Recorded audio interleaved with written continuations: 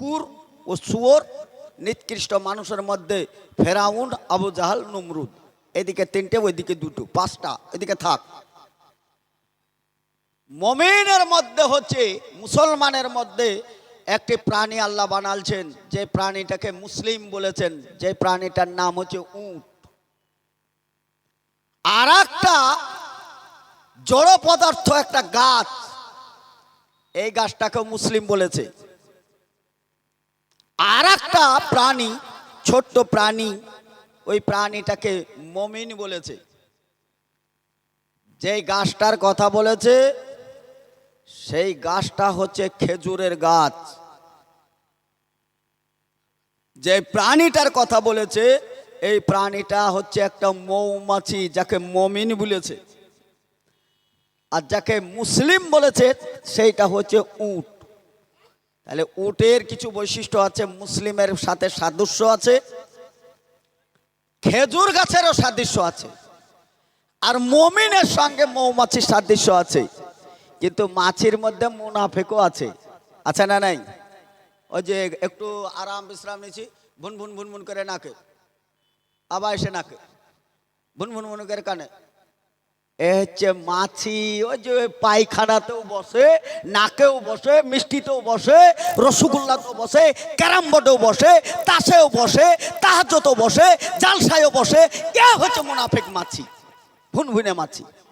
সবটাই ভালো লাগে, পঞ্চারসও ভালো লাগে, ডিজে বাজাতেও ভালো লাগে, গান শুনতেও ভালো লাগে, গজলও ভালো লাগে, ওয়াজও ভালো লাগে। ওই ভুনভুনে মুনাফিক মাছি, তার লেগে সবটাই ভালো লাগে। মুমিন হচ্ছে মৌমাছি, ভালো জায়গা ছাড়া মৌমাছি বসে না। কোনোদিন দেখেছেন মৌমাছি পায়খানাতে বসেছে? দেখেছেন কেউ? ভালো শিমল গাছের ফুলে বসে না। যে ফুলের কাছে কিছু নেই, তো রং দেখে ও ঢং দেখে লাভ নেই, ওই ফুলে তো মৌমাছি বসে না। যেখানে মধু পায় 10,000 কিলোমিটারে একদিনে পরিশ্রম করে, করার পরে মৌমাছি ওইখান থেকে সংগ্রহ করে নিয়ে আসে। মৌমাছি একটা সামান্য মাছি, তার নেতৃত্ব দেয়, চাকের নেতৃত্ব দেয়, সেটা হচ্ছে রানী। কারণ চাকে সংরক্ষণ করে রাখা হয় মধু, এটার জন্য অন্য কোনো প্রাণী এসে নষ্ট না করে দিতে পারে। বাড়ি ঘরের গুছালটা কে দেয়? এই যে আমাদের বাড়ি ঘরের গুছালটা কে দেয়? মেয়েরা দেয় না? আপনি তো মশাই এ গায়ে চাদরটা, আরে মাফলারটা ধরে, মাফলারটা নিলেন, চাদরটা নিলেন, টুপিটা নিয়ে বেরিয়ে চলে এলেন, সব বাইরে পড়ে আছে। গুছালটা দেয় কে? রানী।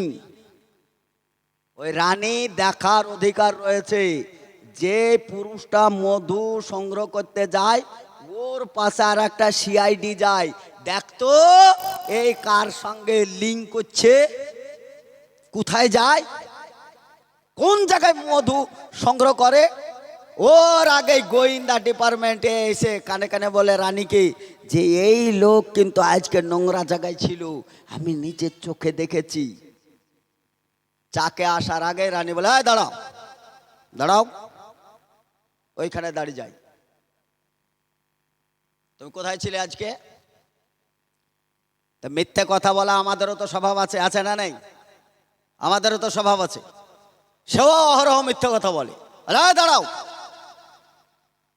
তুমি অবাক যায় ছিলে না, অবাক যায় ছিলে না তুমি?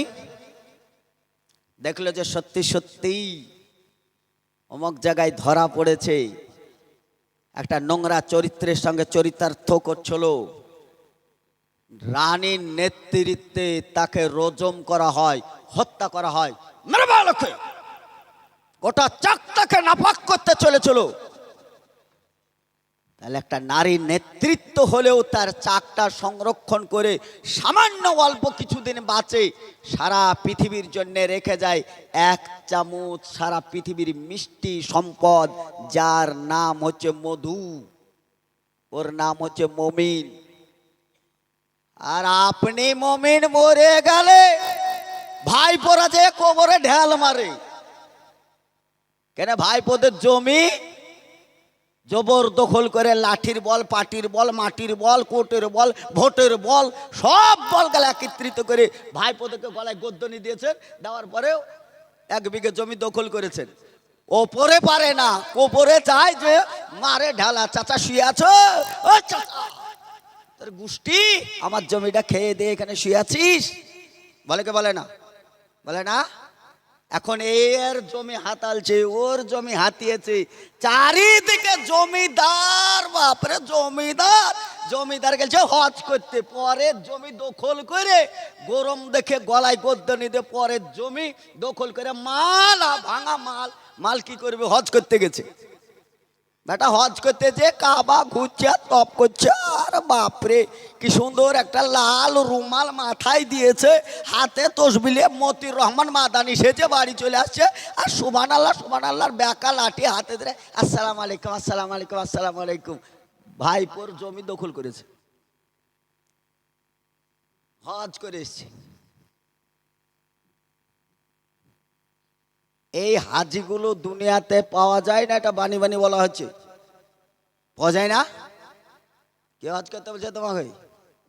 তো দুনিয়াকে নাপাক করেছো, খানায় কাবা নাপাক করতে চলেছো। অতএব এটা শরীয়তের জবাই করে দিয়ে লাব্বাইক লা শারিকা লাব্বাইক ইন্নাল হামদা ওয়া নি'মাতা ওয়া লাকাল হামদু লাকাল মুলক। আপনি ওখানে খুব চালাচ্ছেন, আর হাজিদের কাছে কাছে ঘুরছেন আর বলছেন সুবহানাল্লাহ সুবহানাল্লাহ কবার বলে, আলহামদুলিল্লাহ কত কবার বলে, আল্লাহ আকবার কবার বলে। ওইখান থেকে হজ করে এসে পিছনে হাত দিয়ে ডাব গাছের গোড়ায় দাঁড়িয়ে আছে। ডাবগুলা লয়ালি ভালোই হয়েছে, পানি তো ভালোই থাকে। তা রে ছোড়ারা, এবার কটা ডাব গাছের পানি ইনজেকশনের সিরিজ দিয়ে বের করে এলে আর টিউবওয়েলের পানি ডাবে ভরে দে। দুনিয়া মেরে খেয়েছে, এখন ডাবের পানি কেউ নষ্ট করতে চায়। কুড়িকালের পানি দিলে নারকেল গাছে, সেই পানি দান করে গাছ যতকাল বাঁচে। ছোট অবস্থায় গাছে পানি দিয়ে দিয়ে দিয়ে নারকেল গাছে পানিটা ছিল। হাজি সাহেব হজ করে তামান হারাম খেয়েছে, নারকেলের পানি দেখে ওর মাথা খারাপ হয়ে গেছে। ওই পানিটা ইনজেকশনের সিরিজ দিয়ে বের করে নিয়ে টিউবওয়েলের পানি ভরছে। শয়তান এসছে, কোনোদিন তা যাওয়া হয় না। তো মালদা পাড়ায় যে দেখি কি অবস্থা জনগণের। শয়তান এসে দেখছে হাজি সাহেবের সাথে দেখা। হাজি সাহেব কি করছেন? বলছে আর কি বলবো, দুনিয়াতে তার ভালো খাবার পৌঁছে না, সবই ভেজাল। শুধুমাত্র ডাবের পানিটা ভালো, ভেজাল মুক্ত। তার লেগে পানিটা বের করে নিয়ে টিউবওয়েলের পানি ভরা যায় কি করে চিন্তা ভাবনা করে ছোড়া দেখে ডাকলাম। শয়তান বলছে বেকার আমার এই টাকার খরচ করে আসারে। হাজি সাহেব যে কাজ করছে, আমার বাপের বাপ 14 গোষ্ঠী এই কাজ করতে পারে না। শয়তান ইবলিশকে ছাড়িয়ে গেছে। চলেন ফেরাউনকে যখন ধরেছি, তো ফেরাউনকে ধরবো। আনুষঙ্গিক আর বক্তব্য রাখছি না, একটা চ্যাপ্টারতে বক্তব্য শেষ করে দেব। ফেরাউন ছিল একটা হ্যামসাম, তার বাপ কিন্তু ভালো লোক ছিল। ফেরাউনের বাপ ভালো লোক ছিল, বেশ সম্মানী লোক ছিল, ভালো লোক ছিল, লোকের সঙ্গে আদান প্রদান সব ঠিকঠাক ছিল। কিন্তু অনেকে বলে না ভালোর পেটে খারাপ হয়। তো ফেরাউন কিন্তু দেখতে খুব হ্যামসাম ছিল, কোকড়া কোকড়া চুল, একবারে বডি, একবারে হ্যামসাম লোক। হ্যামসাম ছাড়া কাছে ভিড়বেও না। আমার মতন কালো মানুষের ভালোবাসা দুনিয়াতে নাই। আর যার লাল চামড়া তার গার্লফ্রেন্ডের অভাব নাই। চামড়া চিকন হলে তার বাকখানি আলাদা। একটা ছেলে যদি এই কালো ছেলে যদি যায় আর এই বারবার যদি এই পাশ দিয়ে ঢোকে, কি করতে আসছিস, যা এখান থেকে। একটা কালো কুচকুচ ছেলে হলে এটা বলবে। ভালো টুকটুকে একটা ছেলে যদি চলে যায়, আর যদি সে প্রধানের ছেলে হয়, নাক দিয়ে পুটা পড়ুক আর চামড়া পড়ুক, কোলে নিয়ে হচ্ছে একটা চকলেট খাবি খাবি, যদি প্রধান একটা দেখে তো একটা ঘর বের করে দিবে। সব লাইন করে ও ভালো আছিস আছিস। তো ফেরাউনের হ্যামসাম ছিল, যে না ফেরাউনের কাছে সব লোক কিন্তু জড়ো টড়ো হতো। ফেরাউন বড্ড চালাক ছিল।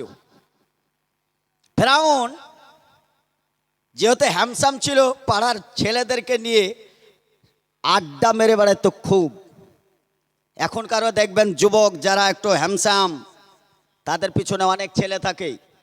তারা বলছে এই কালকে 2টা টাটা সুমো ভাড়া কর, একটা স্করপিও, দার্জিলিং যাব। এই যে 1 জানুয়ারিতে দার্জিলিং যাব। এই দার্জিলিংয়ে বিরাট ঠান্ডা, গ্যাংটক চল গ্যাংটক চ।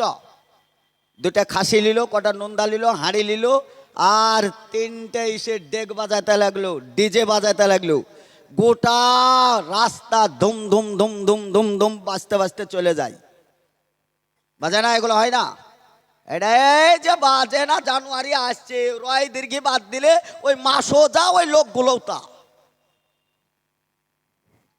26শে ডিসেম্বর, 25শে ডিসেম্বর আসছে, যে বড় দিন। গোটা মালতে পাড়া খুঁজে একটা খ্রিস্টান খুঁজে পাওয়া যাবে না। বড় বড় কেক বাড়িতে নিয়ে আসে, কেটে আর খায়। বলে মৌলী সাহেব তো সবই গল্প করছে, তাহলে কোরআনের আয়াত মায়াত তো কিছু বলে না, হাদিসও বলে না। তো কোরআন বলছে ইয়া আইয়ুহাল্লাযিনা আমানু ইন্নামাল মুশরিকুনা নাজাসুন। পৃথিবীর মানুষ জেনে রাখো, মুশরিকদের সংস্কৃতি যদি তোমার বাড়িতে ঢুকে, তাহলে ওরা যেমন নাপাক, তুমি সালাত আদায় করেও নাপাক। ওরা যে জাহান্নামে যাবে, তুমিও সেই জাহান্নামে যাবে। ইন্নাল মুনাফিকিনা ওয়াল কাফিরিনা ফিনারে জাহান্নামা জামিয়া। রাস্তা জাহান্নামে যাওয়ার জন্য একটাই, 1000 সালাত আদায় করে আপনাকে পরকাল হারাতে হবে, হারাতেই হবে বলেছে কোরআন। আজকে কোরআনকে টাকে তুলে রেখেছি। একটা বাপ তার ছেলেকে বলে না, বেটা পরকাল হারাতে চলেছিস, এই কাজটা করিস না, এদিকে যাস না। অন্য লোকের সাথে ভালো বন্ধুস্থালি থাকে, কিন্তু বাপ বেটা কথা বলা বলি থাকে না। বাপের কথা বলে ছেলে তো শুনে না, ছেলেকে কথা বলে না।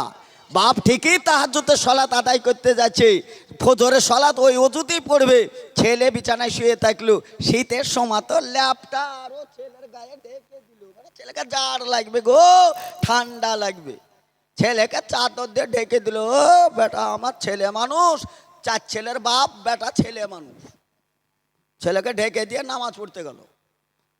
কোরআন কি বলেছে? ইয়া আইয়ুহাল্লাযিনা আমানু কু আনফুসাকুম ওয়া আহলিকুম নারান।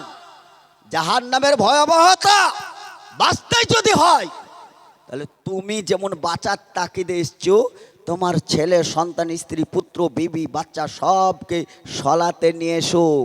নতবা তুমি একাই সলাত আদায় করলে আর তোমার স্ত্রী সলাত আদায় করে না।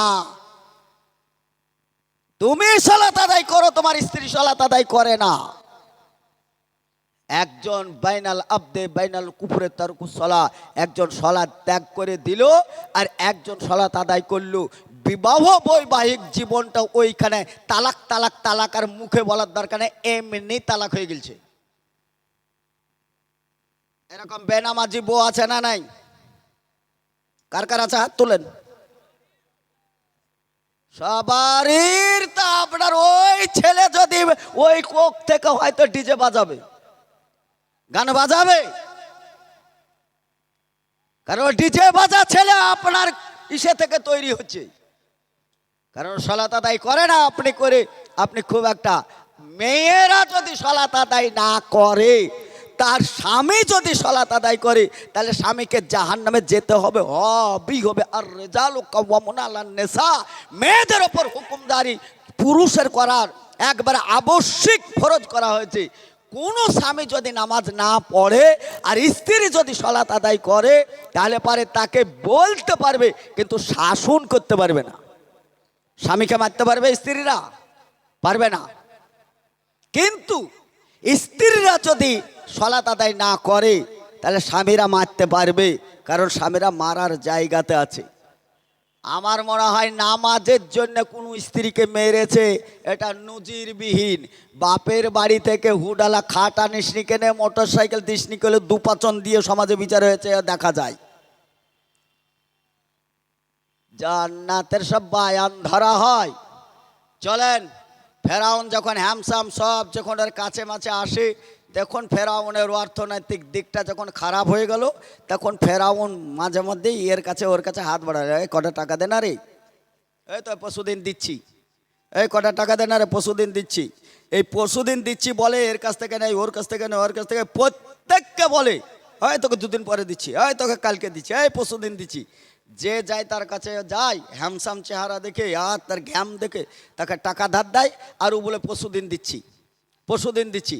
এই করতে করতে যে যখন টাকা আদায় করতে যায়, আর তখন তার উপর টর্চারিং হয়, আমি কি দেশ থেকে উঠে চলে যাচ্ছি?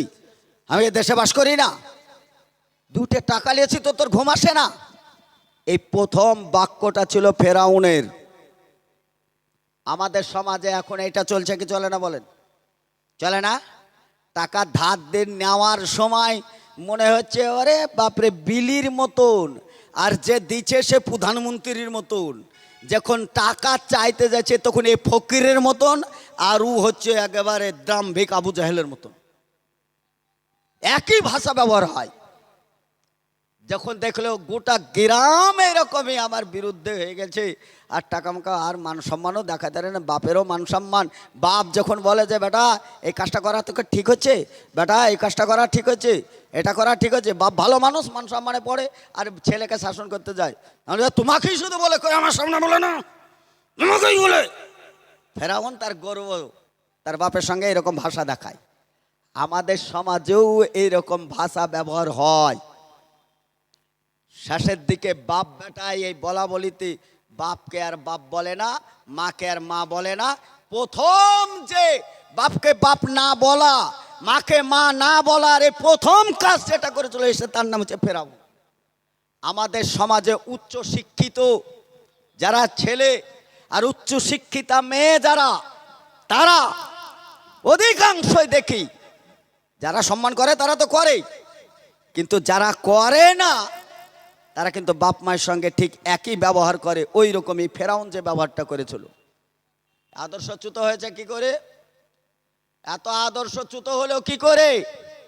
কারণ প্রথম থেকেই তার মধ্যে ইমানি জাজবা তৈরি হয়নি, ইমান আকিদা তার মধ্যে তৈরি হয়নি। চলেন, ফেরাউন গভীর রাতে পুটরা পাটলি নিয়ে বেরিয়ে চলে গেল, বলে এই গ্রামে আর থাকা যাবে না। আর একজন ছিল ওই গ্রামেরই ওই রকমের চতুর, ঠিক একই কোয়ালিটির লোক, ও রাত্রে বেড়ালছে। দুইজন সামনাসামনি দেখা হয়েছে, বলছে এই তুই কে? এবারে তুই কে? দুইজন তো দাম্ভিক। বলছে আমি ফেরাউন। আমার নাম হেমান। কি খবর তোর? আমার এই দুজনের যে একই অবস্থা, চলে যায় কেরালায় চলে গেল। যেমন দেশে কাজ হয় না, যেমন মান পায় না, তখন কেরালায় চলে গেল। দুইজন থাকতে থাকতে দেখলো খাবার লাগবে, লাগবে। তো সেইখানে এক মুরব্বী লোক তরমুজের ব্যবসা করতো। তার জমিতে প্রচুর তরমুজ, সে গাড়িতে তুলে দিতে পারে না, অক্ষম, মানে মুরব্বী মানুষ। এই দুই যুবক যে ভিড়লো, ভিড়ার পরে বলছে আমরা আপনার কাজ করে দেব, আমাদেরকে টাকা দিবেন? হ্যাঁ, কাজ করলে টাকা দেবো না কেন? লেবার লাগ। দুইজন লেবার লেগে গেল। দেখলো লেবার লাগার পরে ফেরাউন ছিল বড্ডা চালাক। এ চালাকি করে ওই মুরব্বীর সঙ্গে ভালো পিরিত করে হাত করলো, বলে আপনাকে জমিতে আসতে হবে না, ঠিকে দাম নেন, ঠিকে যা নেবেন এটা ঠিকেতে নিলেন। ক টাকা নেবেন বলেন? তো মুরব্বীর মতো বললো আমাকে এতটা দাও। সাহস করে বলতে পারে না, ঠিকেতে নিল। প্রথম ঠিকের কাজ যে কাজটা চালু করেছে তার নাম হচ্ছে ফেরাউন। ও ঠিকেতে কিনে নিয়ে বাজারে এসে পিস পিস কেটে কেটে এবার বিক্রি। ওখানে ঠিকে বাজারে এসে হাফে প্রচুর টাকা পয়সা হলেও হতে হতে দুইজনের বিশাল একটা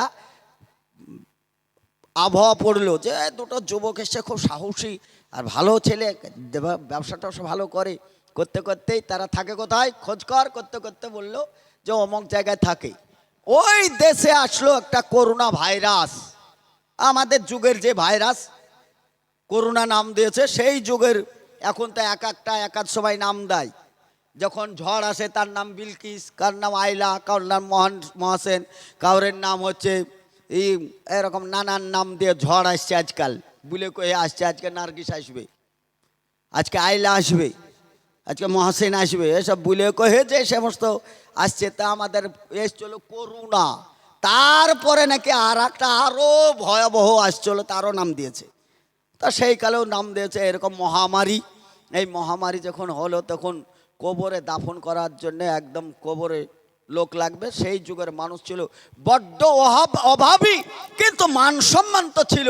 কিছু লোক কষ্ট করে পুরাতন কাপড় দিয়ে হলেও আব্রু করে তাদেরকে মাটি দিত। এই মাটি দেওয়া জীবিত মানুষগুলোর অভাব থাকায় ওই পুরাতন কাফনগুলো চুরি করে নিয়ে চলে আসতো। মুর্দাকে উলঙ্গু থাকবে বলে, তাজা মানুষ আমরা উলঙ্গু থাকবো, ওগুলোকে চুরি করে নিয়ে চলে আসতো। লাশের বেহাল দেখে রাষ্ট্রীয়ভাবে ঘোষণা করা হলো এই কবরের পাহারাদার লাগবে। পাহারাদার লাগবে না তো পারে, এই লাশ চুরি হয়ে, এই লাশের কাফন চুরি হয়ে যাচ্ছে, পাহারাদার খুঁজতে খুঁজতে দেখা গেল এই ফেরাউন আর হামান ওরাই দুইজন যেহেতু কাজের জন্যে ওরাই কাজ খুঁজে বেড়াচ্ছে। এদের দুইজনকে পাওয়া গেল, যে যা ঠিকই হলো, দুইজন হাত তুললো যে আমরা এই কবরের পাহারাদার হব। তো কবরের পাহারাদার হলো, কবরের পাহারাদার হবো, রাত জাগবো আমরা, পাহারাদার হবো। তা আমাদেরকে কি দেওয়া হবে? বলে আমাদেরকে লাশ পিছু 1 টাকা করে দিতে হবে। আমরা কবর জোগাল দেব, লাশ পিছু 1 টাকা করে দিতে হবে। আল্লাহর মার, জগতের বার, লাশ মাটি দিয়ে আসতে না আসতে আরো 10-12টা চলে আসছে। এখন তো সরকার আর ওইখানে বসে নাই। ফেরাউন বলল, দাঁড়াও, আমরা ভাই তোমাদের লাশের কাফন জোগাল দিই, এইখানে থাকি সারা রাত, কত ভয়ে কাজ করি, 1 টাকায় মাটি দিতে দেবো না, 2 টাকা লাগবে, না তাই কবরে ঢুকতে দেবো না। এই 1 টাকা ছিল সরকারি বরাদ্দ, আর 1 টাকা হচ্ছে যোগ দিয়ে ফেরাউনের তৈরি। এইটা হচ্ছে ঘুষ। পৃথিবীতে প্রথম ঘুষ যে চালু করেছে তার নাম হচ্ছে ফেরাউন। এখন যারা ঘুষ খায়, নবীর গোষ্ঠী না ফেরাউনের গোষ্ঠী? কথা বলেন, ফেরাউনের গোষ্ঠী না? আরে বাপরে, চাচা হালাল সাবান মাখছে, চাচা এইখানে ফাঁকা টিবলে বাংলাদেশের অ্যারোমাইটিক হালাল সাবান মাখছে, খুব কচলাছে। বলে চাচা এত কচলিয়ে গোসল করছেন কি ব্যাপার? বাপ আজকে যে জুম্মার দিন, আজকের জেনে ভালো গোসল করছি। তা 11টার সময় এসছেন আপনি, এতক্ষণ গোসল করছেন? বলছে 11টার সময় গোসল করছে, এই কারণে হালাল সাবান বাপ পাবো কি পাবো না, কোনোদিন সাবান তো মাখি না, হালাল বলে মাখছি, সাবান হালাল বলে মাখছে। তা ভালো, যে লোকটা হালাল সাবান মাখে তাহলে তার পরিবার সব কিছুই ভালো থাকা দরকার নাকি? মৌলবি মানুষ মনে করলাম আর বিটি থাকলে বিয়ে করব।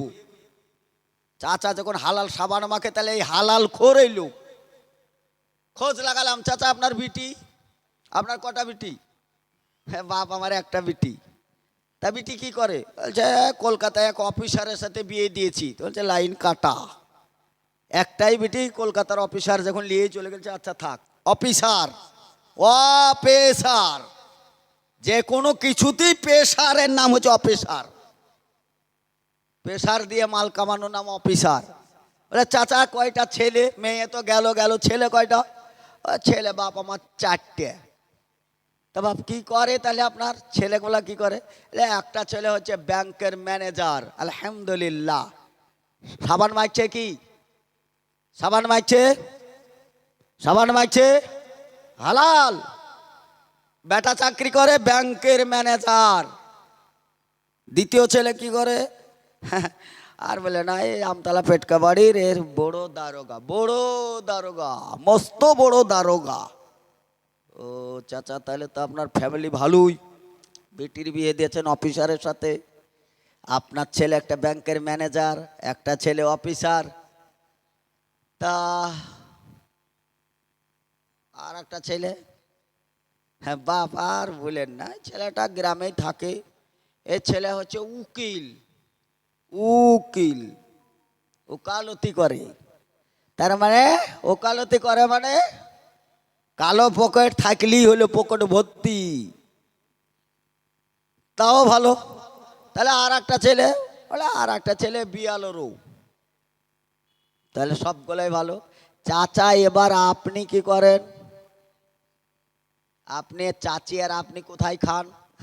বাপ ছেলের আর আমাদেরকে রান্না বান্না করতে দেয় না, তোমার চাচি আর আমি এখন পালি হিসাবে জায়গির খাই। বড় বেটার বাড়ি 7 দিন, ওই বেটার বাড়ি 7 দিন, ওই বাড়ির বাড়ি 7 দিন, 4 সাথে 28 দিন ঘুরে ঘুরে পালি হয়ে যায়।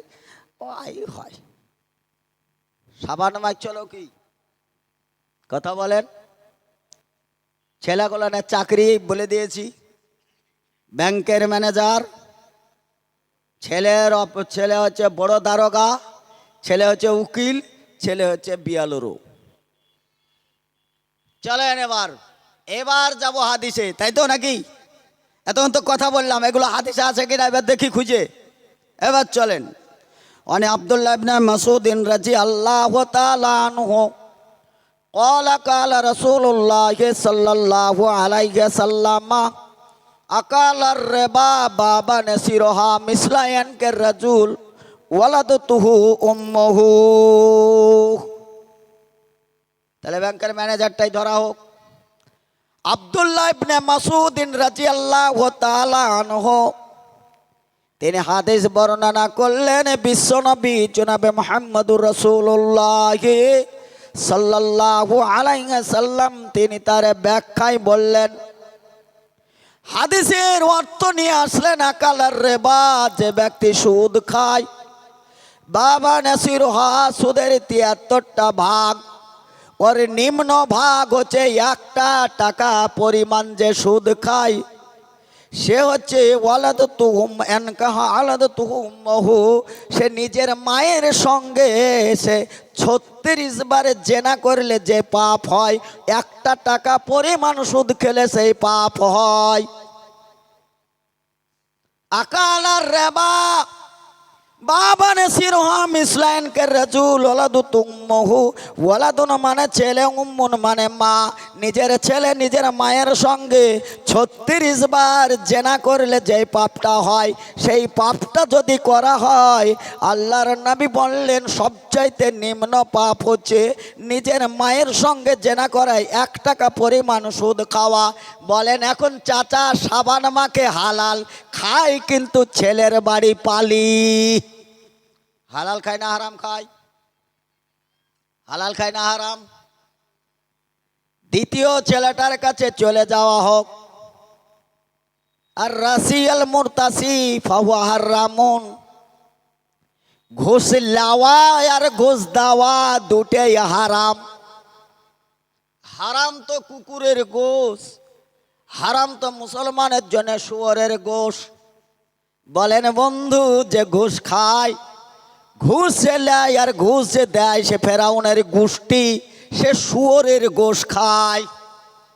সাবান ওপরে হালাল চলে, ভিতরে শুয়োরের গোশ চলে।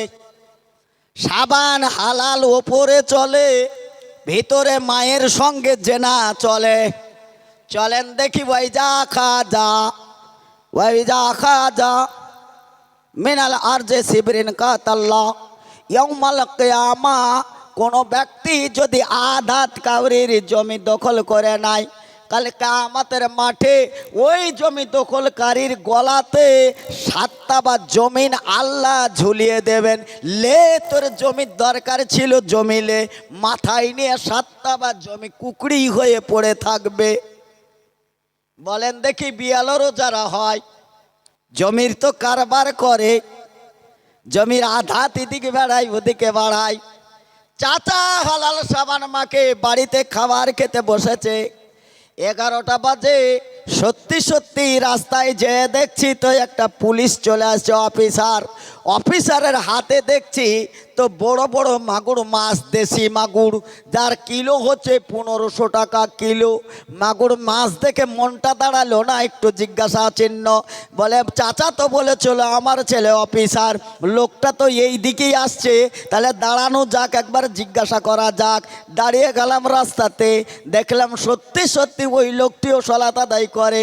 কপালে একটু চিহ্ন দেখে বুঝতে পারলাম, এখন তো বোঝা যায় না মুসলমানের ছেলে, এখন তো বোঝা যায় না সাঁওতালের ছেলে, বোঝা যায় না মেথরের ছেলে, এখন বোঝা যায় না কে কার ছেলে। মুসলমানের ছেলে বোঝা যায়, হাতে বালা, গলায় মালা, কানে দুল, লম্বা চুল, মনে হচ্ছে সাঁওতালের জাত।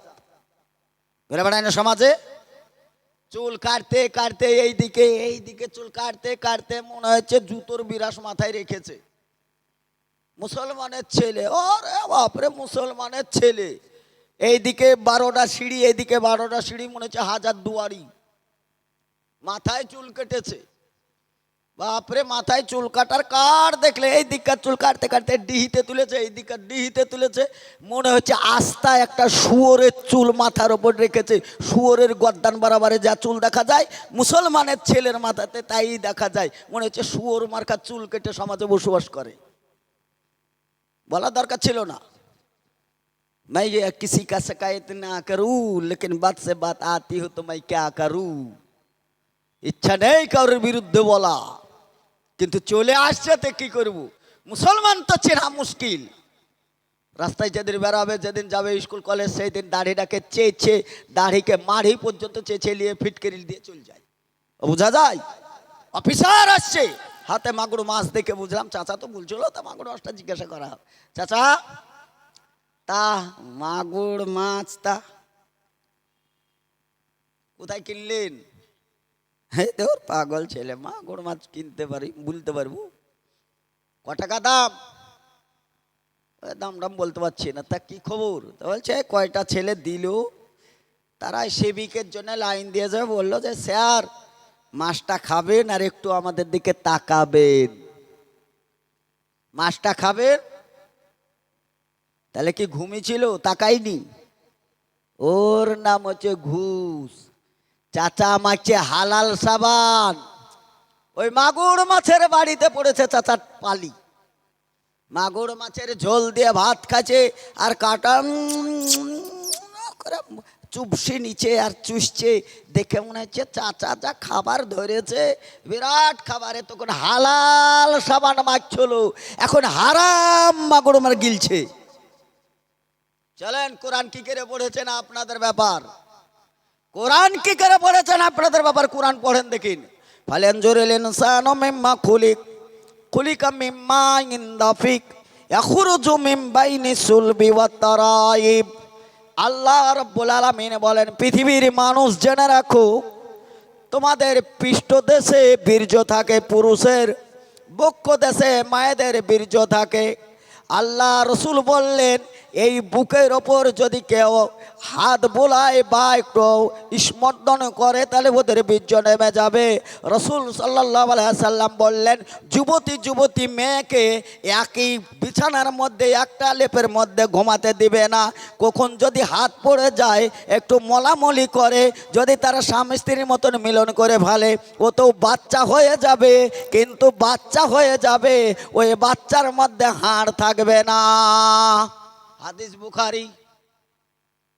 রাসূল সাল্লাল্লাহু আলাইহি সাল্লাম বললেন, একই লেপের নিচে একই চকিতে ছেলের যুবক হয়ে গেলে দুই ভাইকে এক জায়গায় দিবে না, দুটো পুরুষ এক জায়গায় শুতে দিবে না।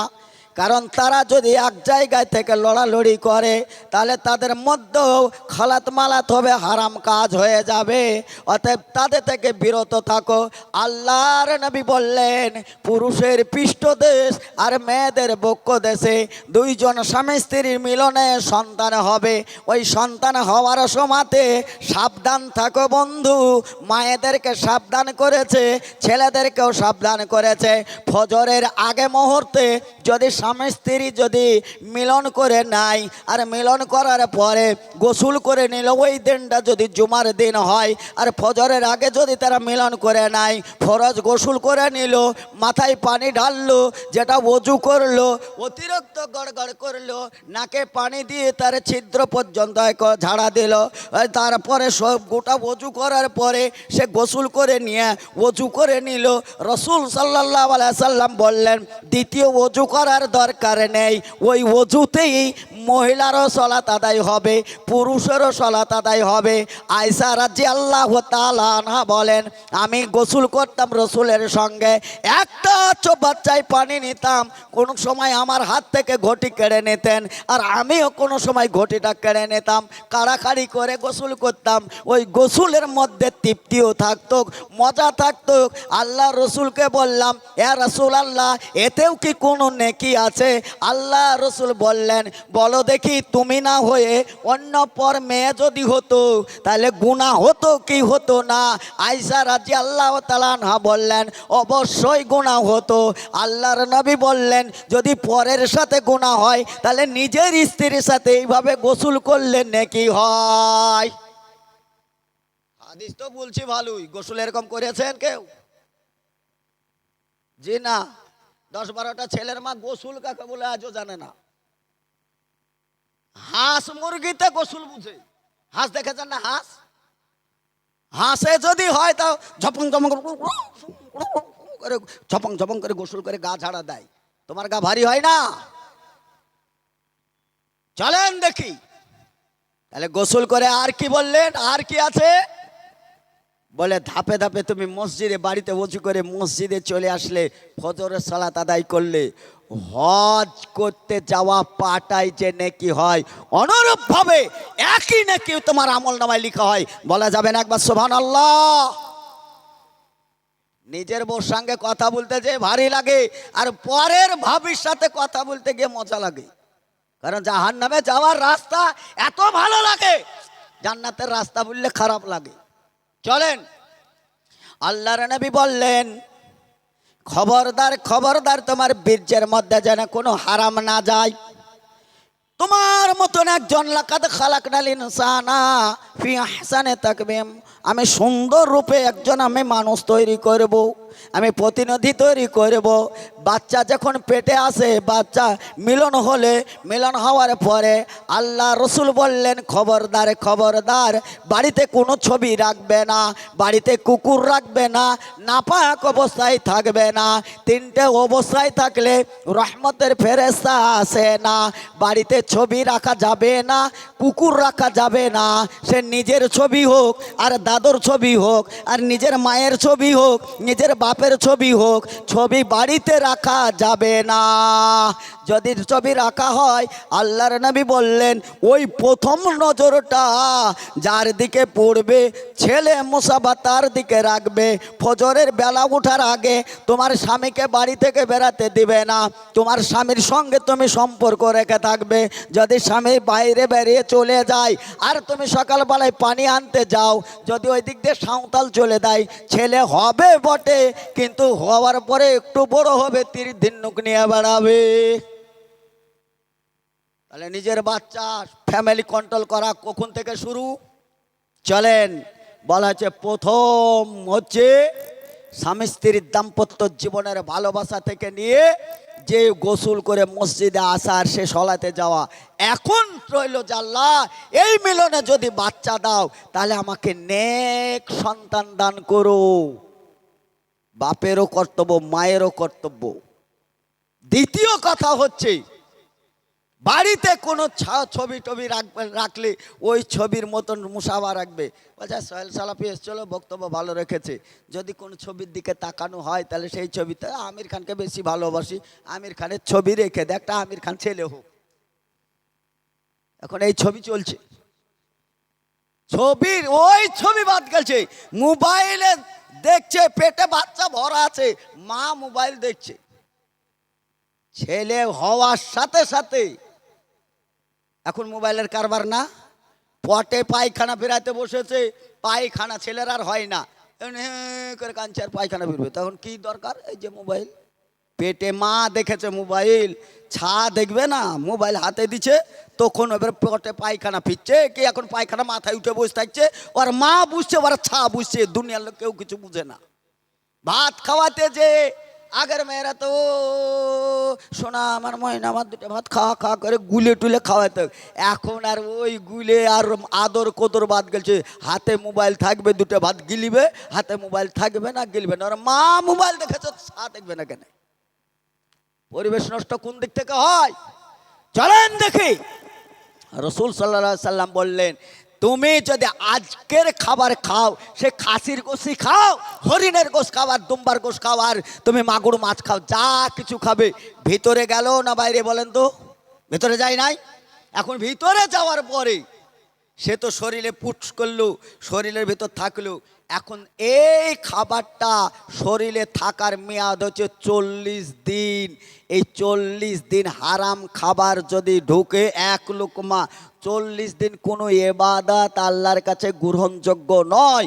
দ্বিতীয় কথায় 40 দিনের মধ্যে রক্ত হলো, হাড় হলো, চামড়া হলো, শক্তি হলো, সব কিছুর মধ্যে রক্ত ছানবিন করে বীর্য হলো। এই বীর্যের মধ্যে যদি মাগুর মাছের ঝোল থাকে তাহলে জেনে রাখেন ওই খাবারে বাচ্চা হলে, বলেন তো কি বাচ্চা হবে? ঘুষখোর বাচ্চা হবে না?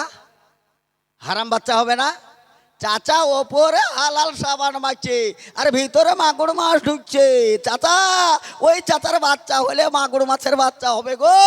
হারাম খাচ্ছে গো, হারাম ঘুষের মাল খাচ্ছে।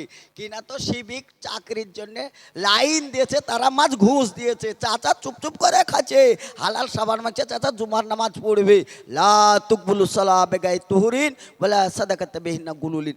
হারাম মাল খেয়ে হালাল হারাম মাল খেয়ে সলাত আদায় হবে না, আর বিনা ওযুতে সলাত আদায় হবে না। সমুদ্রে গোসল করে এসেও সলাত হবে না। পৃথিবীর মধ্যে সবচাইতে একটি ইবাদত আল্লাহর কাছে গ্রহণযোগ্য, সেটা হচ্ছে সলাত। যার সলাত নেই তার কোনো ইবাদত গ্রহণযোগ্য না। চলেন, 1 নাম্বার 2 ছেলে আর এই গ্রুপে যাব না, ওই ফেরাউনের ওইখানে যাই, ওইখান থেকে ঘুরে এসেছি। ঘুষ খাওয়া প্রথম শিখিয়েছে, তার নাম হচ্ছে ফেরাউন। ঘুষের লাইনে গেলে গোটা রাতি চলে যাবে।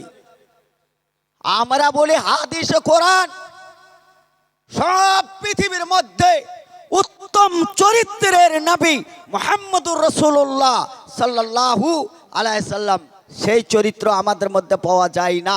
ফেরাউন ও আবু জাহাল নমরুদের সমস্ত চরিত্র আমাদের মধ্যে আছে। চলেন আর একটু ভিতরে ঢুকি, তাহলে বোঝা যাবে।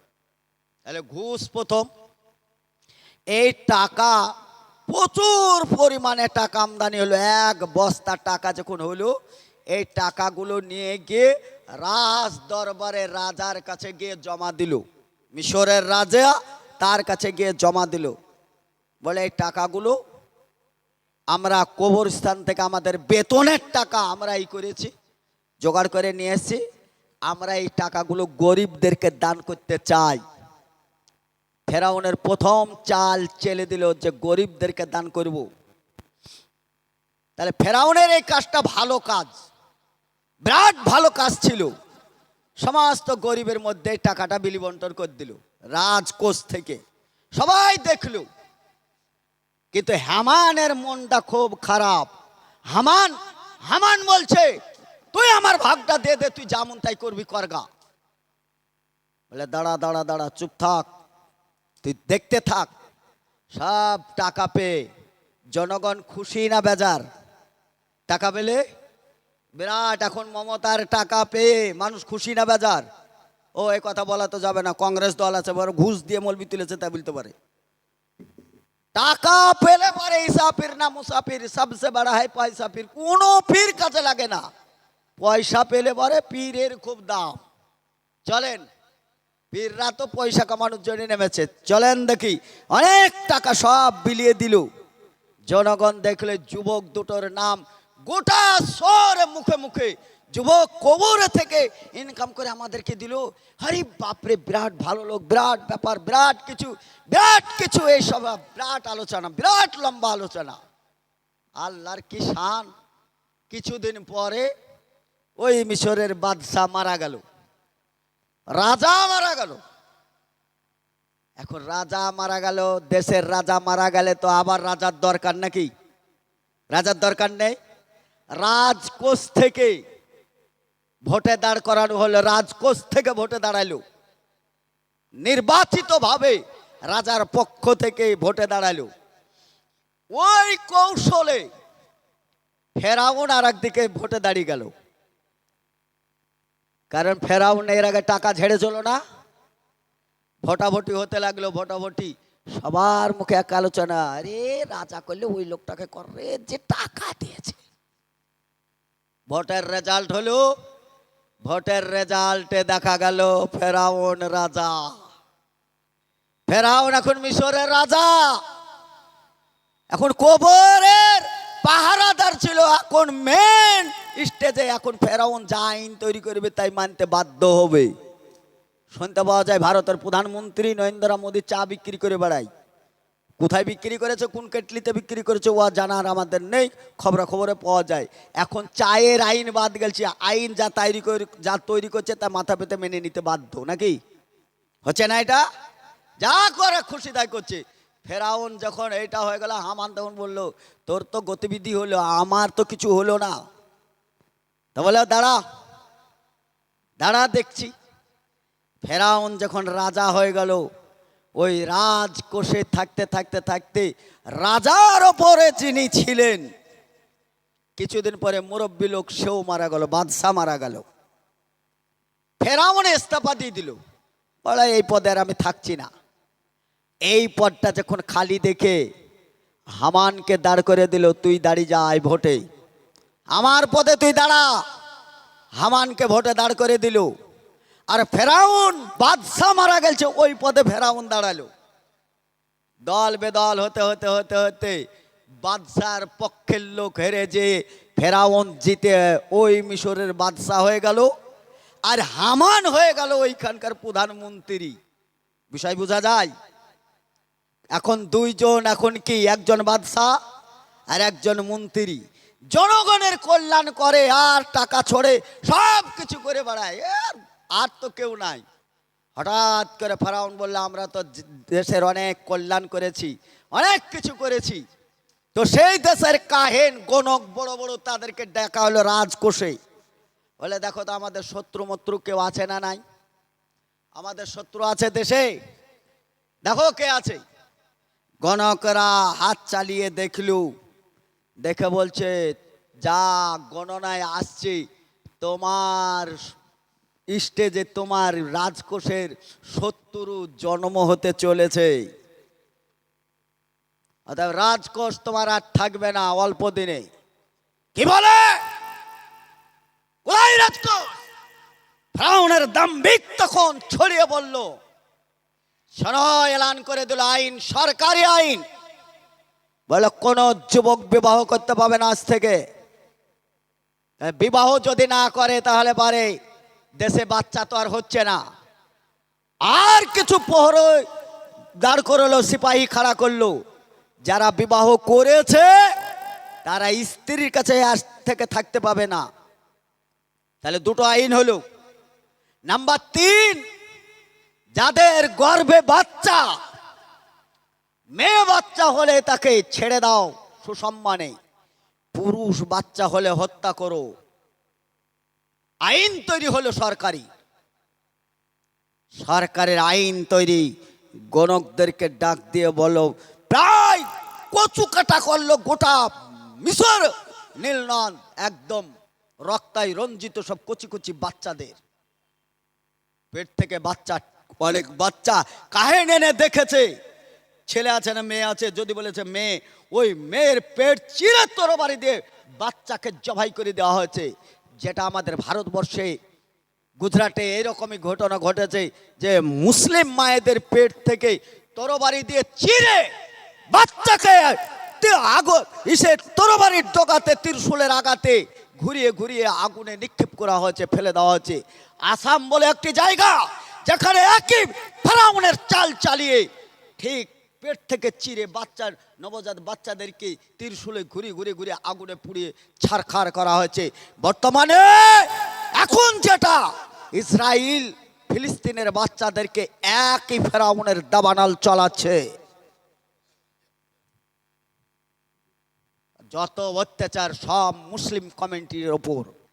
আপনি এখনো ঘুমাচ্ছেন, এখনো ঘুমিয়ে আছেন। নবী সাল্লাল্লাহু আলাইহি সাল্লামের কলেজের টুকরা বাইতুল আকসা মসজিদ জেরুজালেমে বিশ্বনবী জনাব মুহাম্মদুর রাসূলুল্লাহ সাল্লাল্লাহু আলাইহি সাল্লাম যিনি কেবলা বানিয়ে সালাত আদায় করেছেন, মুসলমানের প্রথম কেবলা, যেটা বাইতুল মুকাদ্দাস অর্থাৎ মসজিদুল আকসা।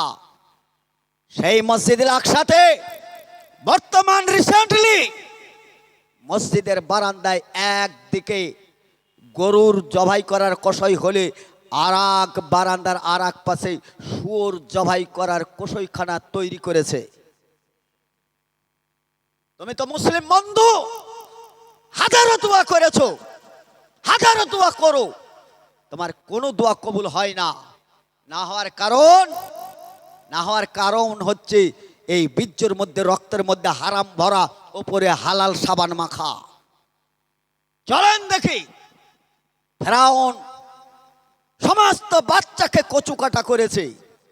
এটা তো পেট থেকে বের করে চিরে কচুকাটা করেছে। ফেরাউনের গোষ্ঠী আমরা একটা বা দুইটা নয়, দেওয়ালে লেখা আছে সরকারি লেভেল ভাবে লেখা আছে যে বাচ্চা একটা বা দুটোর বেশি নয়। আর সেই বাচ্চাগুলোকে দুনিয়ায় আসতেই দিচ্ছে না।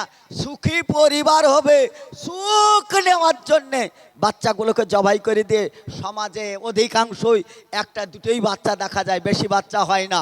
ওমা উরিদ মিনহুম মির রিজকিন ওমা উরিদ ইতামুন। আসমান থেকে আসমানের মালিক খাবারের বরাদ্দ করে। রবীন্দ্রনাথ ঠাকুর 14 নম্বর বাপের ছেলে আজকে বিশ্বকবি হতে পেরেছে। তুমি একটা দুটো বাচ্চা নিয়ে ফেরাউনকে ছাড়িয়ে গেছো। ফেরাউনের আইন তুমি ছেড়ে দিয়েছো। ফেরাউনের গোষ্ঠী হয়ে চলুন আর কি কাজ করেছে। ফেরাউনের আর কি কাজ ছিল? যখন বাচ্চাদেরকে এইরকম অত্যাচার জবাই করা হয়েছে, আর কি করেছে? নিজের স্ত্রী আসিয়া আলাইহিস সালাম, যার সঙ্গে দাম্পত্য জীবন অতিবাহিত করেছে, সেই নিজের স্ত্রীর উপর টর্চার, অত্যাচারের উপর অত্যাচার, হাতে পায়ে পেরেক মেরে এমনকি তার উপর জুতো দিয়ে যাওয়া আসা করেছে। আজকে যারা স্ত্রীকে অত্যাচার প্রহার করে একই ওই ফেরাউনেরই গোষ্ঠী। রাসূল সাল্লাল্লাহু আলাইহি সাল্লাম জীবনেও কোনোদিন কোনো স্ত্রীর গায়ে হাত তোলেননি। তবে একবারই মারা যাবে না আমি কিন্তু বিষয় বলছি না। জারাব তো জারবান সাদিদান তাদিবান। শিক্ষকরা যেমন ছাত্রদেরকে যেমন মারে, আপনার স্ত্রীকে শিক্ষা দেওয়ার জন্য আপনি ততটুকু মারতে পারবেন। এ নয় মারে তো মারে, তার গোষ্ঠী শুদ্ধে উড়ি দেয়, তার মাকেও মারে, তার বাপকেও মারে, তার গোষ্ঠীকে শুদ্ধে তুলোধনা করে দেয়, যেটা ফেরাউন প্রথম চালু করেছিল। দ্বিতীয় হচ্ছে ফেরাউনের রাগ। আর দেখে গণককে যখন ডেকে নিয়ে এসে বললো যে আমি অনেক বাচ্চা হত্যা করেছি, দেখো আর কে আছে। দেখা গেল হাত গণকরা চালিয়ে বলল, এখন তো বাচ্চা মায়ের পেটে অলরেডি।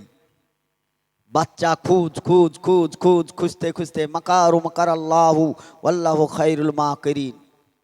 পৃথিবীর সব মক্করের ওপর আল্লাহর একটা মক্কর থাকবে। অতএব গোপন নির্জন জায়গায় ঠিকই মুসা আলাইহিস সালাম জন্ম হয়ে গেলেন। জিবরিল আমিন এসে বললেন যে বাচ্চা নিয়ে কোনো টেনশন নেই, একটা বাক্স তৈরি করো, নীল নদে ছেড়ে দাও। হেফাজত করার মালিক আল্লাহ, তুমি যা চাও সেটা হবে না, আল্লাহ যেটা চাইবে সেটা হবে। ওয়ালা তাসাউনা ইল্লা ইয়াসাল্লাহি রাব্বিল আলামিন। মানুষ যা চাই তা হয় না, আল্লাহ যেটা চাইবে সেটা হবে। বাক্স ভাসতে অনেক শিশু হত্যা করার পরে ফেরাউন বাগান বাড়ি নদীর ধারে ঘুরতে এসছে। স্বামী আর স্ত্রী এসে দেখছে তো বাক্স ভাসতে ফেরাউনের ঘাটে বাচ্চাটাকে কোলে নিয়েছেন। নেওয়ার পরে বাচ্চাটাকে নবজাত শিশু, বাচ্চা দেখতে খুব সুন্দর। প্রত্যেকটা নবীকে আল্লাহ আলাদা নূর দান করেছিলেন। তার চেহারা দেখে, বাচ্চা দেখে কোলে নিয়ে, ফেরাউনের কোনো বাচ্চা ছিল না থাকায় বাচ্চাটাকে রাজকোষে মানুষ করার চিন্তা ভাবনায় বাচ্চাটাকে কোলে নিয়ে চুমা দিতে যাবে। এমন সময় ফেরাউনের দাড়ি ছিল, হাঁচকার টান মেরেছে, এমন একটি টান মেরেছে ফেরাউন বুঝতে পেরেছে চোখে ভিলকি লেগেছে। আল্লাহ রাব্বুল আলামিনের ভাষা দিয়ে বলেছেন, প্রত্যেকটা নবীকে আমি 100টা যুবকের শক্তি একটা হাতের উপর দিয়ে রাখতাম।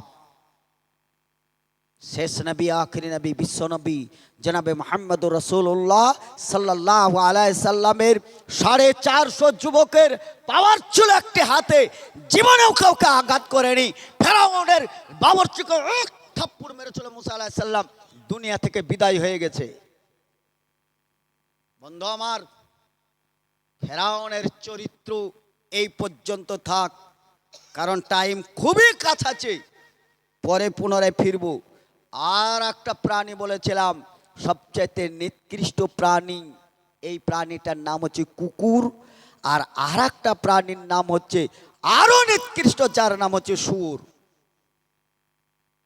কুকুর নিকৃষ্ট কেন? কুকুরকে একটা জিলাপি দেন, একটা রুটি দেন, আপনার বাড়িতে আসবে, সে গেটের সামনে লাড়ু হয়ে বসে থাকবে। কোনো লোক যদি রাস্তা দিয়ে আসে আর ওই বাড়ির দিকে আসে তো গাউ গাউ করে, ওই কে কে, ওই কে, আমার মালিক ঘুমিয়ে আছে, কে তুই? কুকুরটা সাবধান করে দেয়। তাহলে একটা কুকুর একটা রুটিকে আপনার আনুগত্য করে আপনার গেটের সামনে বসে থাকে, আর আপনি বলেন কি বিসমিল্লাহির রহমানির রহিম, আলহামদুলিল্লাহি রাব্বিল আলামিন, আর রহমানির রহিম, মালিক ইয়াউমিদ্দিন। আছে না নাই? মালিক ইয়াউমিদ্দিন, মালিক যাকে মানা হয়, যার ওপর ভরসা রাখা হয়, কিয়ামত দিবসের মালিক বলা হয়। আপনি সূরাটা বারবার বারবার দোহরান, বিসমিল্লাহির রহমানির রহিম, আলহামদুলিল্লাহি রাব্বিল আলামিন, আর রহমানির রহিম, মালিক ইয়াউমিদ্দিন, ইয়্যাকা না'বুদু ওয়া ইয়্যাকা নাস্তাইন, ইহদিনাস সিরাতাল মুস্তাকিম, সিরাতাল্লাযীনা আন'আমতা আলাইহিম, গায়রিল মাগযুবি আলাইহিম ওয়ালাদ-দাল্লিন,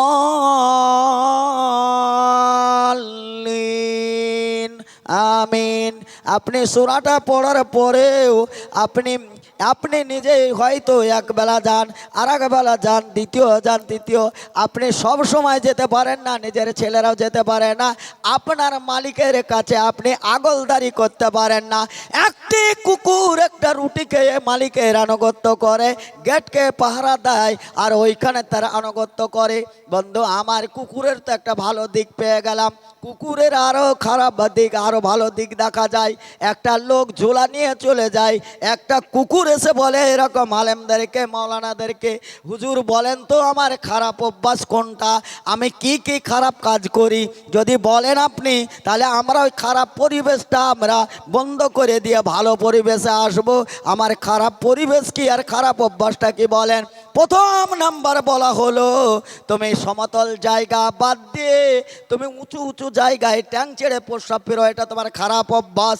দ্বিতীয় অভ্যাস তোমার হচ্ছে কোনো ঝোলা জম্প দেখলে, ফকির দেখলে ঘাউ ঘাউ ঘাউ ঘাউ করে তেড়ে চলে যাও, এটা তোমার খারাপ অভ্যাস। তিন নাম্বার অভ্যাস হচ্ছে মানুষ ঘুমিয়ে থাকে আর তুমি রাত্রিরে উঠে ঘাউ ঘাউ ঘাউ ঘাউ করে এ পাড়া থেকে ওই পাড়া দৌড়ে বেড়াও, এইগুলো তোমার খারাপ অভ্যাস, আর এগুলো তোমার খারাপ পরিবেশ, তুমি পরিবেশ নষ্ট করে দাও। মৌলানার কথা শুনে, হুজুরের কথা শুনে কুকুর তার জবাব দিল, শুনুন দেখো আপনার জবাবটা শুনুন। আমরা কেন গাও গাও করি, আর কেন আমরা উঁচু উঁচু জায়গায় প্রসাব করি, কেন আমরা ঝোলা জম্প থাকলে গাও গাও করি?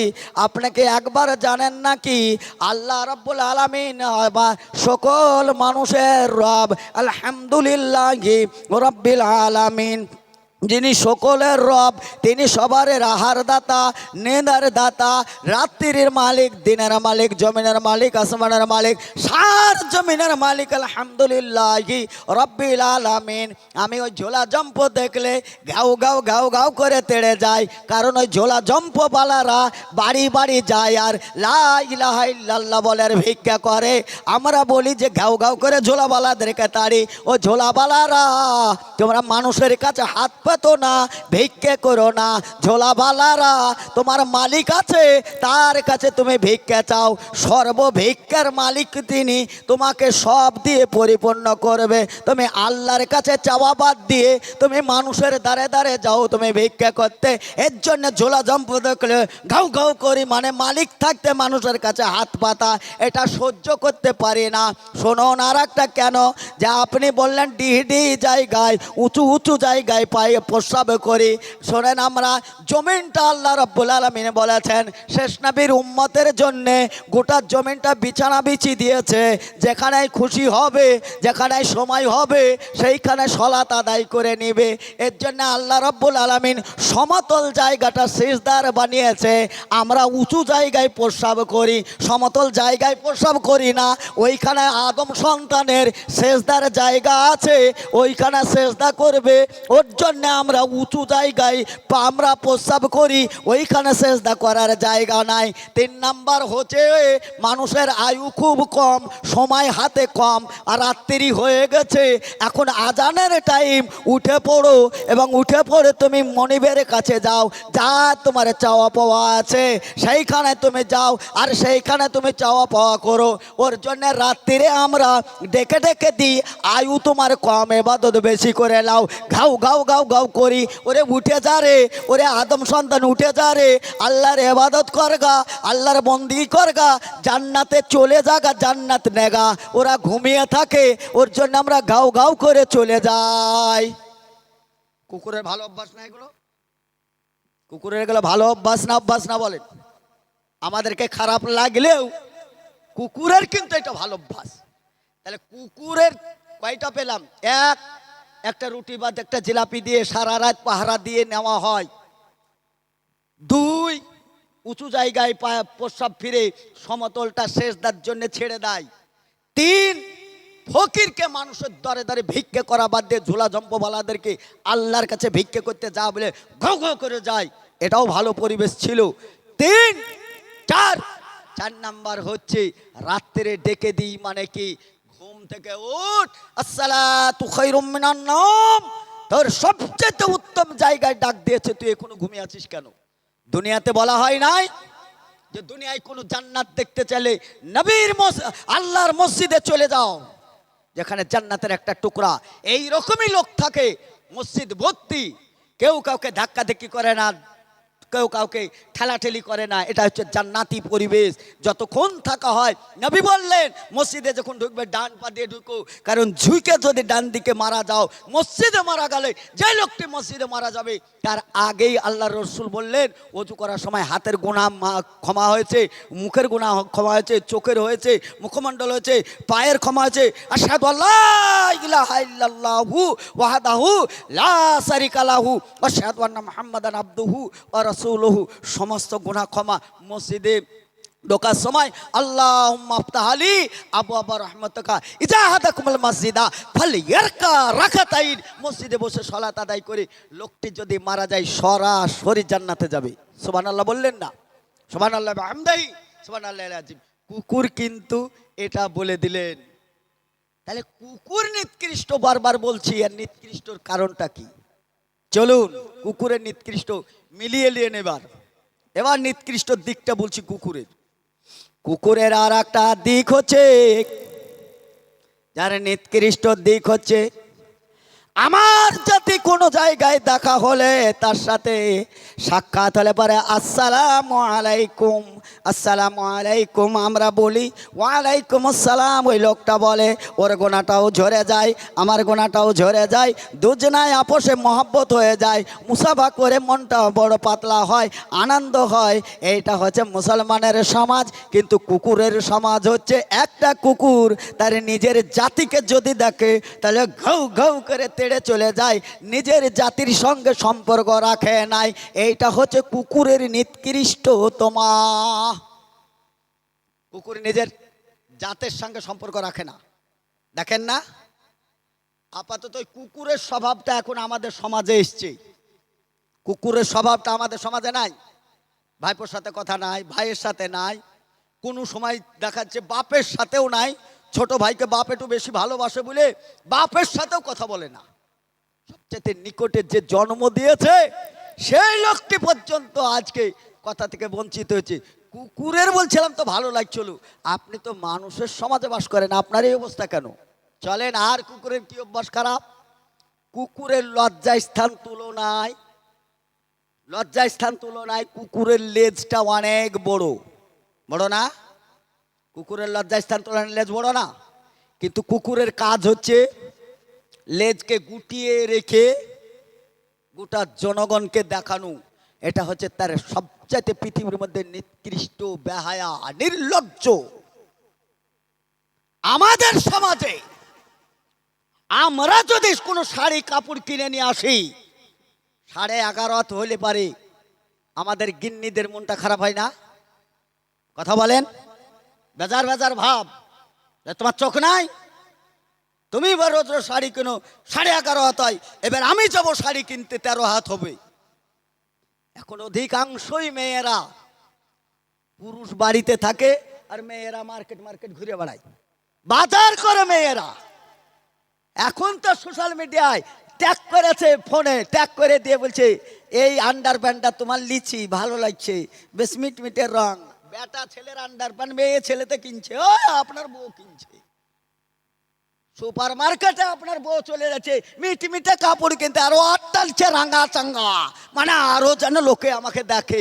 আরে কুকুরের যেমন 12 হাত ল্যাজ থেকে তার লেজে তার লজ্জা স্থান ঢেকে রাখতে পারে না, তোমারও 12 হাত শাড়িতে তোমার স্থান ঢেকে রাখতে পারে না। এদিক ওদিক চারিদিকে জানালা দেখা যায় না। ঘরে বালি ঢুকবে, ধুলো ঢুকবে, তার জন্য মোটা পর্দা কাচের উপর দিয়ে ঘরে বালি ঢুকবে, আর ওই বালি আলি বাইরে ঘুরে বেড়ায় একেবারে উদাম। ওর পেট থেকে আমরাই আসি। কুকুরকে পর্যন্ত ছাড়িয়ে গেছে। কুকুরের যেমন লজ্জা ঢেকে রাখতে পারে নাই, তুমি তোমার লজ্জা ঢেকে রাখতে পারো নাই। তুমি কার আদর্শ মানো? লাকাদ কানা লাকুম ফি রাসূলিল্লাহি উসওয়াতুন হাসানাহ। উত্তম চরিত্র কাকে বলে জানো? বিশ্বনবী জনাবে মুহাম্মদুর রাসূলুল্লাহ সাল্লাল্লাহু আলাইহি সাল্লাম, তিনি তিনার মেয়ে ফাতেমা রাদিয়াল্লাহু তাআলা আনহাকে দেখতে গেলেন। বাড়িতে ঢোকার আগেই একটু ইশারা, আসসালামু আলাইকুম, নিজের মেয়েকে সালাম দিয়ে বাড়িতে ঢুকতেই ফাতেমা রাদিয়াল্লাহু তাআলা আনহা দেখলেন যে দেখার পরে তিনি মাথার চুলগুলো এলোমেলো হয়েছিল, এরকম একটু গুছাল দিয়ে এরকম বাঁধা টানা করছেন। আল্লাহ রসুল এসে একটু রোদ থেকে একটু দাঁড়িয়ে বলেন আসসালামু আলাইকুম। ওয়ালাইকুম আসসালাম, আহলান সাহলান মারহাবা ইয়া রাসূলুল্লাহ, আসুন আসুন আসুন আসুন আসুন, আবার বাড়িতে আসুন। রসুল সাল্লাল্লাহু আলাইহি সাল্লাম বাড়িতে ঢুকেই নিজের মেয়ে ফাতেমা রাদিয়াল্লাহু তাআলা আনহা তিনাকে বললেন, মা কোথাও যাবেন নাকি? আব্বু আমার একটা বান্ধবীর বাড়ি যাচ্ছি। তাই এলোমেলো হয়েছিল, চুলগুলো একটু জাইতুনের তেল দিয়ে একটু বাঁধলাম। রসুল সাল্লাল্লাহু আলাইহি সাল্লাম বললেন, মা দুনিয়ায় যারা সাজগোজ করে গো, আখেরাতের সাজগোজ থেকে বঞ্চিত হয়ে যাবে।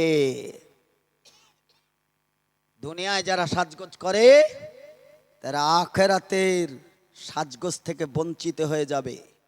শুনুন, ফাতেমা রাদিয়াল্লাহু তাআলা আনহা তিনি এই বক্তব্যটায় এতটুকু ওয়াজ জীবনকে পাল্টিয়ে নিয়েছিলেন। বললেন, আলী রাদিয়াল্লাহু তাআলা আনহু, আপনি আমার স্বামী, আপনাকে একটা আমানত দেব, কবুল করবেন?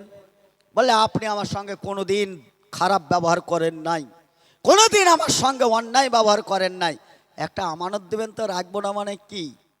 বললে, শুনুন, যদি আমি দিনে মারা যাই, যদি দিনে মারা যায়, কোনো খবরের দরকার নেই, আপনারা সম্ভবত নিজে গিয়ে যত তাড়াতাড়ি পারবেন আমাকে দাফন করে দিবেন।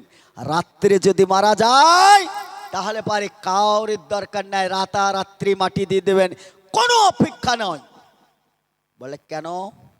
বলে, আমি মরার পরে আমার খাড় দেখে যেন অনুভব না করতে পারে ফাতেমা এত লম্বা ছিল, এইরকম চওড়া ছিল, আমার কাফনের ওপর থেকেও যেন মাপ যোগ না করতে পারে।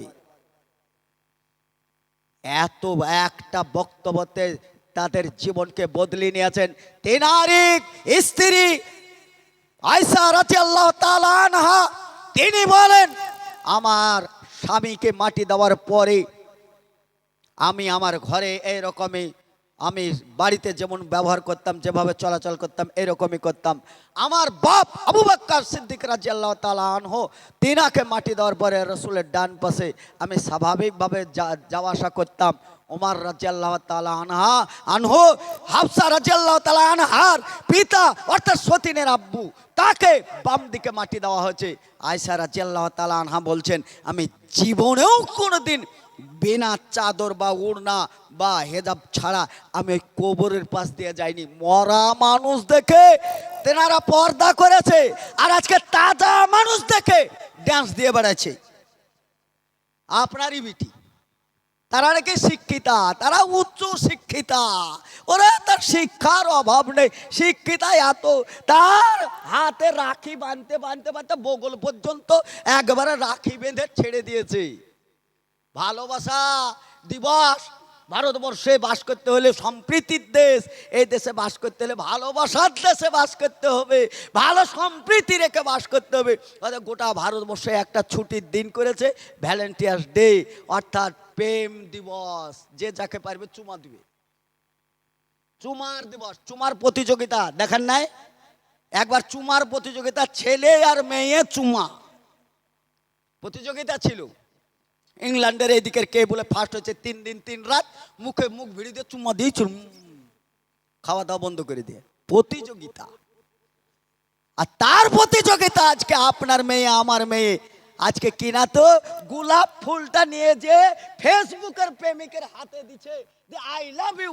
ওরে তোর আই লাভ ইউ এর গোষ্ঠী, তোর আই লাভ ইউ আমার চাইতে বেশি ভালোবেসেছিস। আমার মেয়ে আমার কোলে আমার বুকের ওপর শুয়ে থাকে, এই জালসা কমিটি 2টো মিষ্টি দিলে একটা মিষ্টি আমার মেয়ের লেগে নিয়ে যায়, আমার মেয়ে খাবে গো, ছোট বাচ্চা মেয়ে। এই মেয়েটাকে বড় করে তুললাম, আমার মেয়েকে আগাধ ভালোবাসা দিয়ে আমি ভালোবাসা দিতে পারলাম না, কুতিকার এক চামারের বাচ্চা সে এসে ভালোবাসা দিয়ে আমার মেয়েকে রাতারাতি বের করে নিয়ে চলে গেল, আর মসজিদের ইমাম বিয়ে পড়িয়ে দিল। ও এই ভাষাটা বলা দরকার ছিল না, সোশ্যাল মিডিয়া তো এই ভাষাটা তো সবচেয়ে কমা ভাষা বললাম। হাদিস কোরআনের ভাষায় কষ্টা নুড়িতে আমার কথা এসছে, ওইসব বেঁচে থাকার অধিকার নেই। তুমি দেশের সম্প্রীতির নাম দিয়ে তুমি সমস্ত সমাজকে নষ্ট করবে। তোমার মেয়ে আজকে যে পাপটা করছে, ইয়ান 1 বছর এত পাপ করতে পারেনি। এত কুচি কুচি শাড়ি পিঁধে, মুখে লাল প্লাস্টিক মেরে দিয়ে, মুখ প্লাস্টার করে দিয়ে, লাগেজ পরে দিয়ে লুদুস লুদুস করে হাঁটছে, আর গোটা পাড়ার লোকে দেখছে। ও টিভি দেখা ছেড়ে দিয়ে তোমার মেয়েকে বসে বসে দেখছে, তুমি দেখতে পারো না? দেখতে পাও না? আমার আগের বক্তা তো বলছিল হাদিস, সালাসাতুন কাদ হারামাল্লাহু আলাইহিল জান্নাহ, 3 শ্রেণীর মানুষ জান্নাতে যাবে না। 1 শ্রেণীর মানুষ হচ্ছে নেশাউন, মেয়েরা জান্নাতে যাবে না। মেয়েরা টোটাল কোন মেয়ে? এবার চলেন টোটাল থেকে এবার বাদ দিই। নেশাউন হাদিসটা বলেছে, নেশাউন মানে মহিলা। কাশিয়াতুন পোশাক পরে আছে, পোশাক পরার পরে ওরে পোশাক পরাতে 3 জন লাগে আর খুলতে 6 জন লাগে। পোশাক পরে থাকে, টান টান লাগে। বেটি আমার সিঁড়ি দিবি সেজেছে, টান টান পোশাক পরে থাকে। বেটা যখন মাপ দিচ্ছে তখন ঠিকই এই অবধি ডোর ধরছে, ফিতে এই অবধি বেটা ছেলের জামা। আর ওর একটু রুমাল বেঁচেছে, ওই রুমাল টুকুন দিয়ে বলছে বিটির জামা বানিয়ে দাও, কেন তো বেলাহুজ বানিয়ে দাও। জানলে হাজ নাই, লজ্জা নাই, হায়া নাই, শরম নাই, বেলাহুজ ওইটা বানিয়ে দাও। 2টে খোপ খোপ তৈরি করলো, টুঙা বানিয়ে দিল জালমাল তরগা। এই পোশাক পরতে লজ্জা লাগে না?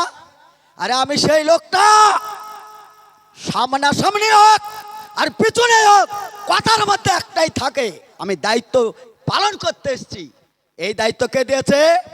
তারাক্তু ফিকুম আমরাইন লান তাজিল মা তামাশাকতুম বিহিমা কিতাবাল্লাহি সুন্নাত রাসূল। রাসূল সাল্লাল্লাহু আলাইহি সাল্লাম দায়িত্ব দিয়েছে, চলুন কুকুরের নিকৃষ্ট দিকটা আজকে আপনার ঘরে চলে এসেছে। সেটা কুকুরের কাছে থাকাই ভালো ছিল। 12 হাত লেজ কুকুরি করে দুনিয়ার লোককে দেখায়। আপনি কুকুরের আর একটা অভ্যাস খারাপ, সে জনগণের সামনে সবারই সামনে সহবাস করে না? সবারই সামনে সহবাস করে। আজকাল পার্কে গিয়ে দেখেন হায়ার এডুকেটেড শিক্ষিত মেয়েরা আর শিক্ষিত ছেলে গলায় গলায় পিরিত একবারে জমকে বসে আছে, কুকুরকে হার মানালছে। এর চাইতে একটা নিকৃষ্ট প্রাণী, ছেড়ে না, একটা নিকৃষ্ট প্রাণী, এটা নিকৃষ্ট একটা প্রাণী, যার নাম হচ্ছে শুয়োর না? এই বক্তব্যটা আমার আগের বক্তা দিয়ে গেছে। শুয়োরের নিকৃষ্ট প্রাণী হচ্ছে, তাকে যত ভালো মজলিসে ওয়াজ দিতে হবে না, আমি সব বুঝে গেছি, এটাই আমার কাজ। তারা পরিষ্কার জায়গা দেন, যত ভালো সুন্দর বিছানা পেড়ে দেন আর এই করে দেন। শুয়োর জিন্দিগিতে ভালো জায়গায় থাকবে না, ও নর্দমায় কাদাতে শুয়ে থাকবে, নোংরা জায়গায় শুয়ে থাকে। আমাদের সমাজের কিছু মুসলমানের ঘরের ছেলে, মুসলমানের ঘরের ছেলে, এদেরকে ভালো জিনিস শুনতে ভালো লাগে না। জুমার ঘরে ঘড়ি দেখে দেখলে 5 মিনিট চলে গেল, আমি কি দেখতে পাই না? আর ক্যারাম বোর্ড ঘাটার ঘাট ক্যারাম বোর্ড চালাচ্ছে, তাস ফটাফট তাস পিটাচ্ছে, ওই জায়গায় বসে থাকতে বলে। শুয়োরকে যেমন ভালো জায়গা ভালো লাগে না, ও যাবে যে কোথায় শুবে, ওই কাদা তো নর্দমা যে শুয়োর যেমন শয়। কিছু মুসলমানের ছেলেরা, মুসলমানের ঘরের ছেলে, এরা ভালো জায়গায় থাকে না, ওরা ক্যারাম বোর্ড আর তাসে ভালো লাগে। শুনুন, আপনার অজান্তে আপনার এলেমহীন লোক, আপনি জাহেল লোক, আপনার মধ্যে এলেম নাই, আপনি অন্ধকারে বাস করছেন, আপনার পেটটা ভূতের পেট, মাথাটা ভূত। আপনি শুনে রাখেন, যারা ক্যারাম বোর্ড খেলে খাটাখাট ক্যারাম বোর্ডের বুটি মারে, আজ থেকে 1500 বছর আগে বিশ্বনবী বলেছেন তার হাতটা শুয়োরের রক্তর সঙ্গে নাড়াচাড়া করে। নাউজুবিল্লাহ। হাত তুলে নেবেন, দোয়া করেন, গা যান দোয়া করেন, আপনি কত পারেন। দ্বিতীয়, যারা তাস খেলে, যারা তাসে বাড়ি মারে, যারা তাস ফাটে, যারা গুলাম বলে, বাঁধি বলে, শীষ কাপন বলে, রুইতন বলে, হরতন বলে আর তাস চালায়, এরা যারা তাসে বাড়ি মারে তারা নিজের মায়ের লজ্জা স্থানে বাড়ি মারে। নাউজুবিল্লাহ। হাদিস মুসলিম শরীফ। আমি আপনাকে কাব্য কাহিনী শোনাতে আসি নাই। যোগ্য আলেম যিনি সভাপতি বসে আছেন, এই সমাজ কুকুর শুয়োর চাইতে খারাপ জায়গায় পৌঁছে গেছে, তাদেরকে ভালো জায়গা পছন্দ হয় না। চলেন শুয়োরের আর একটা অভ্যাস বলে দিই। শুয়োরের যখন, জানা আছে কিনা জানি না, শুয়োরের যখন স্বামী স্ত্রীর দাম্পত্য জীবনে যখন মিলন হওয়ার ইচ্ছা হয়, 10-12টা শুয়োর ওই বেটা ছেলে শুয়োর ডেকে নিয়ে এসে নিজের স্ত্রীর সাথে লাগিয়ে দেয় আর বসে বসে মজা দেখে। এটা শুয়োরের আরো নিকৃষ্ট, তার লাগে শুয়োর, ওর নামটা মুখে নিতে ইচ্ছা করে না। শুয়োর ছিল, ভালো ছিল। আপনার সমাজে, আমার সমাজে বউ ভাত নাম নাই? বউ ভাত আছে না নাই? কথা বলছেন না কেন? বউ ভাত আছে তো। এই বউ ভাতে বিয়ে করে নিয়ে আসে, নিয়ে আসার পরে মাশাআল্লাহ এই যে চেয়ার, এই চেয়ারে বউকে বসি দেয়, আর মুসলিম অমুসলিম গোটা 30-40-50 ভিআইপি কার্ড দিয়ে তাদেরকে নিমন্ত্রণ করে নিয়ে আসা হয়। নিয়ে আসার পরে এই বউকে দেখার জন্যে নিমন্ত্রণ করে ওরা গোলাপ ফুল নিয়ে আসে, টাকার মালা নিয়ে আসে, কেউ আপনার বিস্কুটের মালা নিয়ে আসে, আর ওই দিক দিয়ে লাইন করা থাকে আসে, বউর হাতে গোলাপ ফুলের তোড়াটা দেয়, আর হাতটা ভরে মুসাফা করে, আর একটু হাতটা ব্যাকা করে কুতু দেয়, আর ওই দিকে যে বইয়ের ভাত খায়, আর ওর স্বামীটা এখানে বসে বসে মজা দেখে। ওই শুয়োর যেমন যে কাজটা করতো, এই কাজটা তুমি শুয়োর বেশি করো, করে না? তাহলে এই শুয়োরকে নিকৃষ্ট যদি বলা হয়, তাহলে আরো নিকৃষ্ট কোথায় আছে? চলেন, আর শুয়োরের কি আছে? শুয়োরের আর একটা খারাপ দিক আছে, নিজের ময়লা নিজে খায়, নিজের পায়খানা নিজে চেটে খায়। আমাদের মধ্যে এটা নাই? আমাদের মালের মধ্যে জাকাত সিস্টেম আছে, আছে না নাই?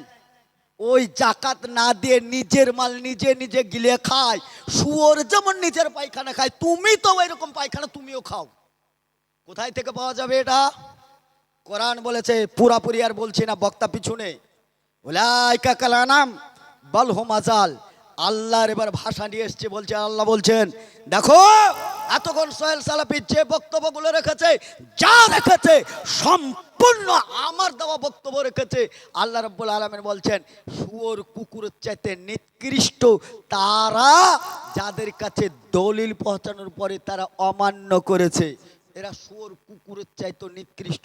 আপনার কাছে তো কোরআন আছে, আপনার কাছে তো হাদিস আছে, ইন্নাল্লাহ রাব্বি ওয়া রাব্বুকুম ফাবুদু হাযা সিরাতুম মুস্তাকিম। আপনাকে রাস্তা দেখানোর জন্য কোরআন যথেষ্ট ছিল, নবীর হাদিস যথেষ্ট ছিল। এত কিছু থাকার পরেও আপনি পথ হারিয়েছেন কি করে বলেন? আপনার মেয়ে পাপ করতে কোটা ঠিক ছিল? আপনার ওই মেয়ের পাপ আপনার ঘাড়ে হনুমানের মতন চেপে থাকবে। লা ইয়াদখুলুনাল জান্নাতা, আপনাকে জাহান্নামে না ভরা পর্যন্ত ওই পাপ নামবে না। আপনি তাহাজ্জুদ পড়লেও আর কাবা শরীফে মরলেও আপনাকে জাহান্নামে যেতে হবে, যেতেই হবে। আপনি গেছেন হজ করতে, আর আপনার বিটি গেছে যাকাত দিতে। পরিবর্তন হওয়ার যতগুলো বক্তব্য রেখেছি, যা রাখলাম, যা বললাম, আমি তাবিজ বিক্রি করতে আসি নাই, টাকা কামাতে আসি নাই। সমাজের ব্যাধি ক্যান্সার উড়ি দিয়ে সুস্থ সমাজ চাই। যা বলেছি প্রত্যেকটা বিষয়ের উপর দলিল আছে। চিন্তা ভাবনা করে সমাজকে এগিয়ে নিয়ে যাওয়া। যেমন আমরা মুসলিমের পরিচয় দিব, আমান আহসানু কাওলান মিম্মান দা ইলাল্লাহ ওয়া আমালা সালিহান ওয়া ক্বালা ইন্নানি মিনাল মুসলিমিন। মুসলমানের পরিচয় দিয়ে যেন আমরা ইহকাল পরকাল দুটোই কামিয়াব হয়। মালিক আমাদেরকে হেদায়েত দান করুন, আমিন। ওয়া আখিরি দাওয়ানা আলহামদুলিল্লাহি রাব্বিল আলামিন। আসসালামু আলাইকুম ওয়া রাহমাতুল্লাহ। ধন্যবাদ, জাযাকুমুল্লাহু খায়রাল জাযা। আজকে আমাদের এই সমাজের অধঃপতনের মূল কারণ হচ্ছে যে আমরা ঐক্যবদ্ধ হতে পারিনি, আমরা সাংগঠনিক জীবনযাপন করতে শিখিনি, আমরা সবাই একা একা বাস করার প্রচেষ্টা চালাই।